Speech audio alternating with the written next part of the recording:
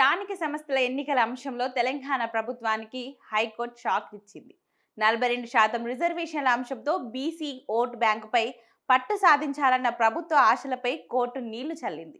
స్థానిక సంస్థల ఎన్నికలో బీసీలకు 42% రిజర్వేషన్ను కల్పిస్తూ తెలంగాణ ప్రభుత్వం జారీ చేసిన జీవో 9 పై కోర్టు స్టే విధించింది. జీవో అమలును నిలిపివేస్తూ మధ్యంతర ఉత్తర్వులు జారీ చేసింది. 4 వారాల్లోగా కౌంటర్ దాఖలు చేయాలని ప్రభుత్వాన్ని ఆదేశించింది. ప్రభుత్వ కౌంటర్లపై అభ్యంతరాలకు దాఖలు పిటిషనర్లకు 2 వారాల గడువు విధించింది. ఇక తదుపరి విచారణను 6 వారాలకు వాయిదా వేసింది.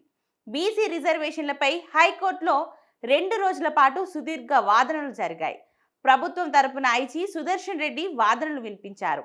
బీసీ కులగణనకు అసెంబ్లీ ఏకగ్రీవ తీర్మానం చేసిందని, స్వతంత్రం తర్వాత సమగ్ర కులగణన సర్వే తెలంగాణలోనే జరిగిందని అన్నారు.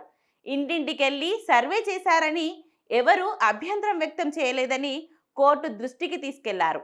ఇక రాష్ట్రంలో బీసీ జనాభా 57.6% ఉన్నట్లు తేలిందన్న ఆయన 42% రిజర్వేషన్ను ఇవ్వాలని ప్రభుత్వం ఏకగ్రీవంగా నిర్ణయించినట్లు కోర్టుకు వివరించారు.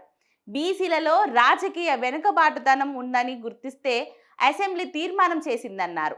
మరో న్యాయవాది రవివర్మ తన వాదనలు వినిపిస్తూ రాజ్యాంగంలో రిజర్వేషన్లపై ఎక్కడా 50% సీలింగ్ లేదన్నారు.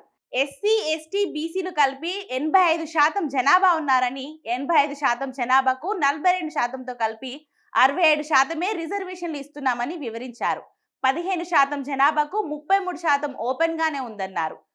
వాదనలు విన్న ధర్మాసనం ప్రభుత్వం జారీ చేసిన జీవో నంబర్ 9 పై స్టే విధిస్తూ మధ్యంతర ఉత్తర్వులు జారీ చేసింది.